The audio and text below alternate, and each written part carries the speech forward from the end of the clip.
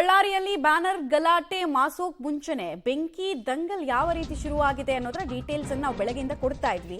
ಮುಂದುವರೆದು ಜನಾರ್ದನ ರೆಡ್ಡಿ ಪತ್ನಿಗೆ ಸೇರಿದ ಮಾಡೆಲ್ ಹೌಸ್ಗೆ ಬೆಂಕಿ ಬಿದ್ದಿರೋದು. ಜನಾರ್ದನ ರೆಡ್ಡಿ ನಿವಾಸಕ್ಕೆ ಶ್ರೀರಾಮುಲು ಅವರು ಭೇಟಿ ಕೊಟ್ಟಿದ್ದಾರೆ.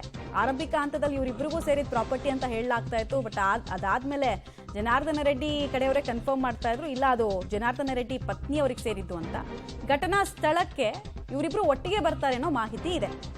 ಮಾಡೆಲ್ ಹೌಸ್ ಅಂದ್ರೆ ಮಾದರಿ ಮನೆ, ಒಂದು ಲೇಔಟ್ ನಿರ್ಮಾಣ ಮಾಡಿ ಅಲ್ಲೊಂದು ಮಾದರಿ ಮನೆ ಕಟ್ಟಿ ಜನರನ್ನ ಅಟ್ರಾಕ್ಟ್ ಮಾಡಬೇಕು ಅನ್ನೋದು ಉದ್ದೇಶ ಆಗಿತ್ತು. ಈಗ ಆ ಮಾಡೆಲ್ ಮನೆಗೆ ಬೆಂಕಿ ಬಿದ್ದಿದೆ. ಉದ್ದೇಶಪೂರ್ವಕವಾಗಿ ಬೆಂಕಿ ಹಚ್ಚಿದ್ದು ಅಂತ ಬಿಜೆಪಿ ನಾಯಕರ ಆರೋಪ. ಈ ಕಡೆ ಪೊಲೀಸರು ಕೊಡ್ತಾ ಇರೋ ಸ್ಪಷ್ಟನೆ ಬೇರೆ. ನೀವು ವಿಜುವಲ್ಸ್ ಅಲ್ಲಿ ನೋಡ್ತಾ ಇದ್ದೀರಾ, ಮಾಜಿ ಸಚಿವ ಶ್ರೀರಾಮುಲು ಅವರು ಜನಾರ್ದನ ರೆಡ್ಡಿ ಅವರ ಮನೆಗೆ ಬರುವಂತಹ ಸಂದರ್ಭ, ಇಬ್ರು ಕೂಡ ಘಟನಾ ಸ್ಥಳಕ್ಕೆ ಭೇಟಿ ಕೊಡ್ತಾರಂತೆ. ಅದರಲ್ಲೂ ಜನಾರ್ದನ ರೆಡ್ಡಿ ಅವರ ಸಹೋದರ ಹೇಳ್ತಾ ಇದ್ರು, ಇಲ್ಲ ನಾವು ಕಾಂಗ್ರೆಸ್ ಕಾರ್ಯಕರ್ತರಿಂದಲೇ ಇದೆಲ್ಲ ಆಗಿದ್ದು, ಭರತ್ ರೆಡ್ಡಿ ಅವ್ರ ಮೇಲೆ ಆರೋಪ ಮಾಡ್ತಾ ಇದ್ರು. ಭರತ್ ರೆಡ್ಡಿ ಬೆಂಬಲಿಗರೇ ಹಚ್ಚಿದ್ದು ಇದನ್ನ. ಇನ್ಫ್ಯಾಕ್ಟ್ ನಾವು ಕೆಲವರನ್ನು ಹಿಡ್ಕೊಳ್ಳೋದಕ್ಕೆ ಹೋದ್ವಿ, ಅವರೆಲ್ಲ ಓಡೋಗ್ಬಿಟ್ರು ಅಂತೆಲ್ಲ ಹೇಳಿದ್ರು. ಬಟ್ ಪೊಲೀಸರ ವರ್ಷನ್ ಟೋಟಲಿ ಡಿಫ್ರೆಂಟ್ ಇದೆ. ಆಮೇಲೆ ಈ ಪ್ರಕರಣದಲ್ಲಿ ಸುಮಾರು ಅನುಮಾನಗಳಿದಾವೆ. ಇಷ್ಟು ದೊಡ್ಡ ಲೇಔಟ್ ಮಾಡಿ ಯಾಕೆ ಸೆಕ್ಯೂರಿಟಿ ಇರಲಿಲ್ಲ, ಯಾಕೊಂದು CCTV ಕ್ಯಾಮ್ರಾಗಳಿರಲಿಲ್ಲ ಅನ್ನೋದು ಒಂದು ಪ್ರಶ್ನೆ.